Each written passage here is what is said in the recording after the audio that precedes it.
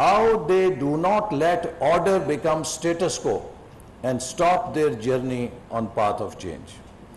This is, I think, the real key to success in future times, because if any society will not change, it will be fully marginalized or left behind. And if in its attempt to change, it became volatile, it became unstable, then again it will fail, and that change might prove to be counterproductive. So how do we balance the two? So therefore, in this framework of STAR that we are presenting, we are emphasizing two very important characteristics: stability and agility. Governance has to be agile to adapt, to take into its fold the challenges of innovation, the imperatives of change. At the same time, it should be stable to make sure that it does not compromise order in the society, and there is no conflict and there is no chaos in the society through that change. So this is, I think, the key for future.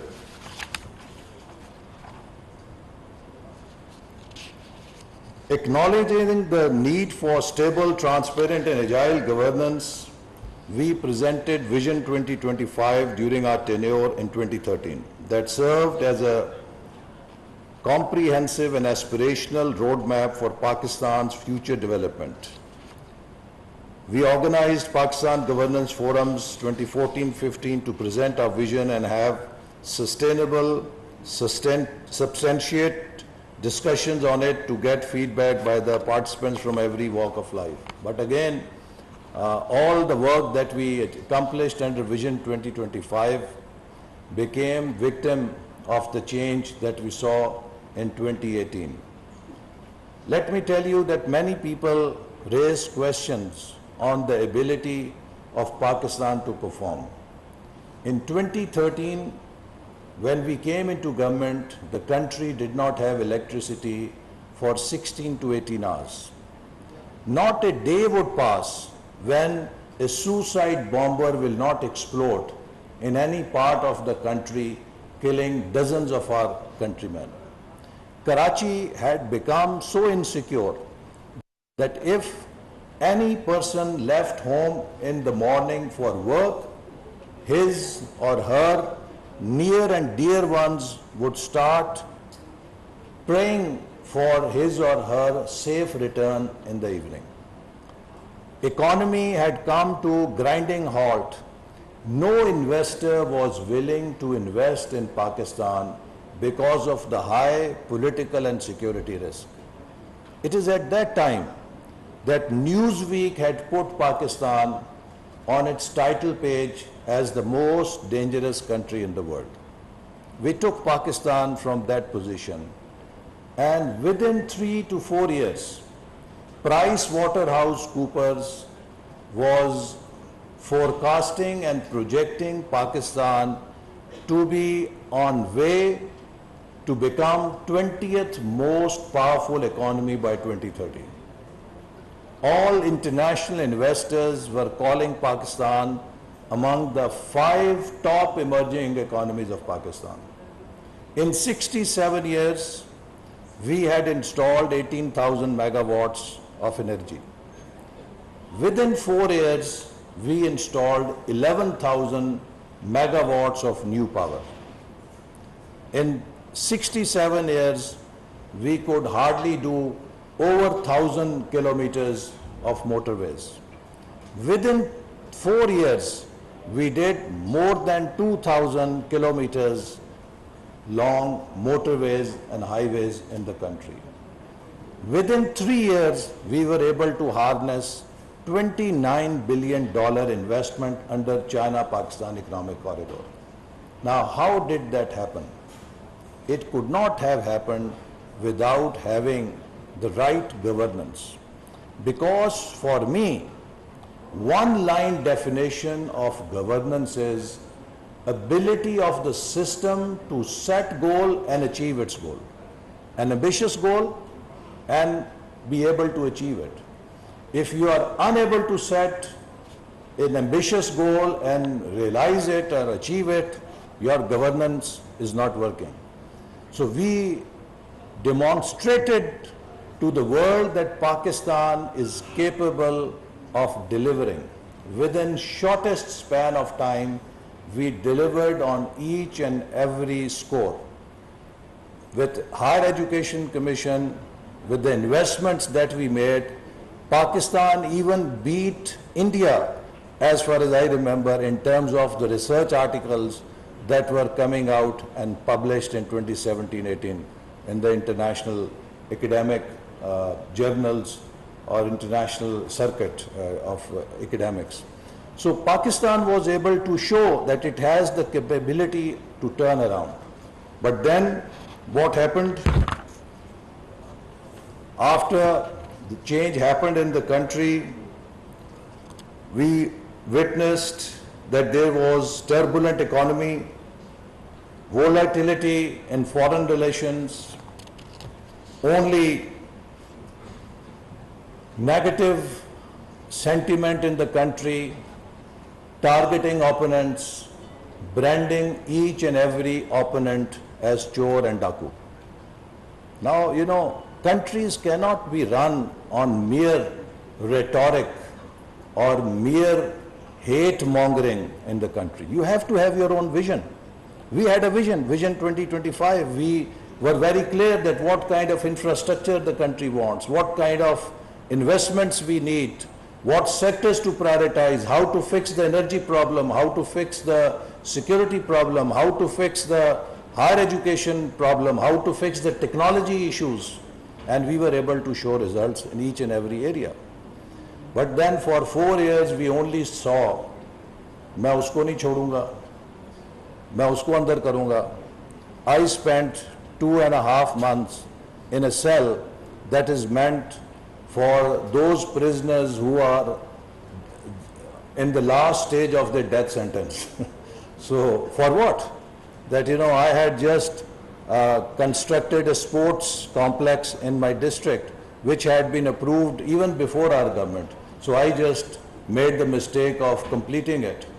So governance is not about picking on your enemies or opponents. Governance is about inclusiveness. And we showed that way.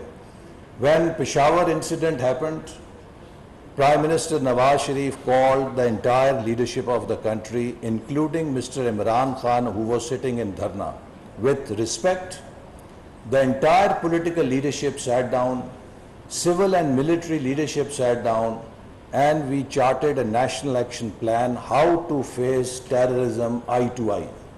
And within 2 years, we defeated and eliminated the terrorist networks from our country.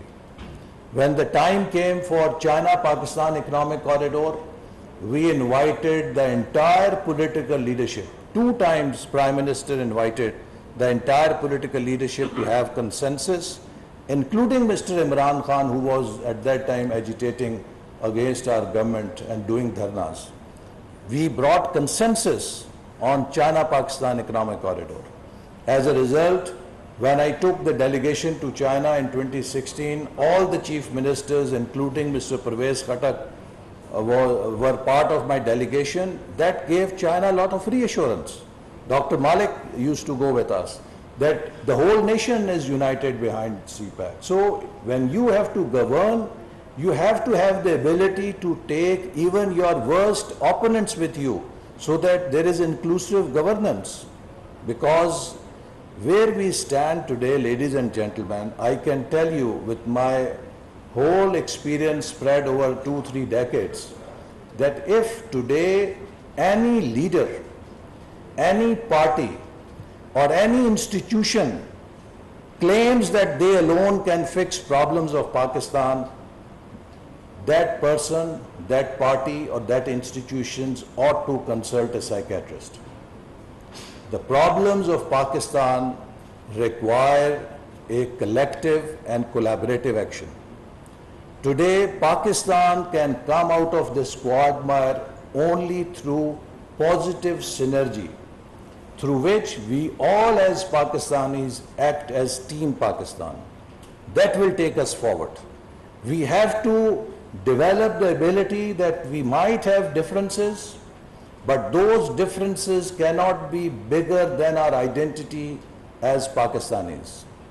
We may hold our own political opinions, but we must come together to work as one team in order to fix problems of Pakistan.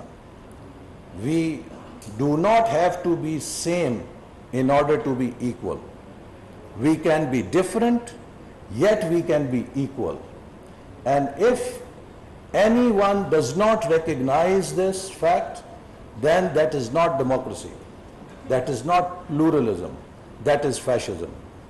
Because this is not an age of singularities. This is an age of pluralism, and this is an age of finding unity in diversity. So therefore, we as Pakistanis have to overcome this challenge where we have been fragmented, polarized to the core. We are not even willing to recognize other person who has different idea as same patriotic Pakistani as we are. We are all Pakistanis. We have different views. That's fine. That's normal. But that should not stop us from respecting others for having different views. So, ladies and gentlemen, today, as we embark for future, we have worked out a 5E framework to fix Pakistan's problems. The 5 E's that hold key to Pakistan's future are exports. How fast can we make Pakistan an export-led economy? We have failed in 75 years due to political turbulence, due to political instability. We could not structurally change our economy to become an export-led growth economy. We have largely remained an import-based economy. So whenever we import goods, we consume dollars, but we don't have capacity to earn dollars, so there is balance of payment crisis. So we must now become an export-led economy, and that requires restructuring our agriculture, our industry, our IT sector, our mining sector, our human resource and manpower export, so that we can fully exploit our potential and can go from $30 billion export to $100 billion in next 7 to 8 years. That is the only path of progress, development, and prosperity we have before us. So there has to be a war-footing emphasis, there has to be an export emergency. Now to carry out this change, again, governance is the key. The second E is E-Pakistan. Pakistan must embrace the digital revolution, that is the new paradigm of development, and we have a young population that gives us great advantage to become a leading player in the new information and digital economy era. So with our youth, we can, if we give them the skills, they have the potential to make Pakistan an information power in next 10 years on the global landscape. So E-Pakistan again would require major governance challenges to overcome, whether it is cyber laws, whether it is infrastructure, e-infrastructure, whether it is e-commerce, whatever, all of those have many governance challenges. The third is environment, because we have a climate disaster in our region every year or few years. We are most vulnerable for climate change. So under environment, food and water security are key challenges. So we must face these challenges, transform our infrastructure to be adaptive for climate change, transform our agriculture to be smart agriculture so that we have more weather resistant crops to withstand climate.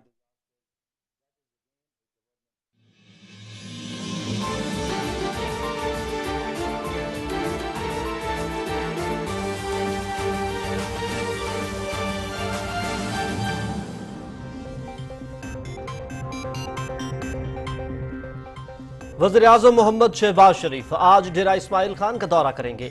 अपने दौरे में शाहराहों, राब्ता सड़कों, 220 केवी बिजली sub station और तेल और gas की फराहमी जैसे 8 मंसूबों का इफ्तिताह और संग बुनियाद रखेंगे। वज़ीर-ए-आज़म तकरीब से भी खिताब करेंगे।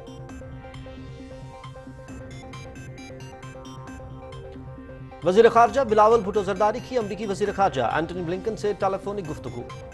पाकिस्तान अमरीका ताल्लुकात पर तफसीली तबादला ख्याल, अमन, सलामती और तरक्की को फरोग देने के लिए तामीरी रवाबित पर इत्तफाक।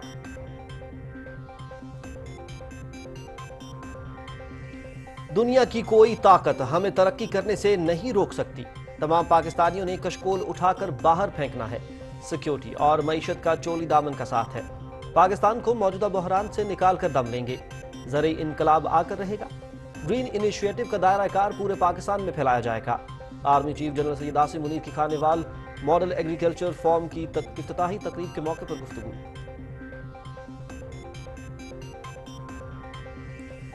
निगरान वज़ीर-ए-आज़म का तकर्रर आइन में दिए गए तरीकाकार के मुताबिक होगा। कायदे ऐवान और कायदे हिज़्ब इख्तिलाफ मुशावरत से ये अमल मुकम्मल करेंगे। मोहम्मद शहबाज शरीफ पार्टी कायद मोहम्मद नवाज शरीफ से रहनुमाई और इत्तेहादी जमातों से मुशावरत करेंगे। वज़ीर इत्तलात मरियम औरंगज़ेब।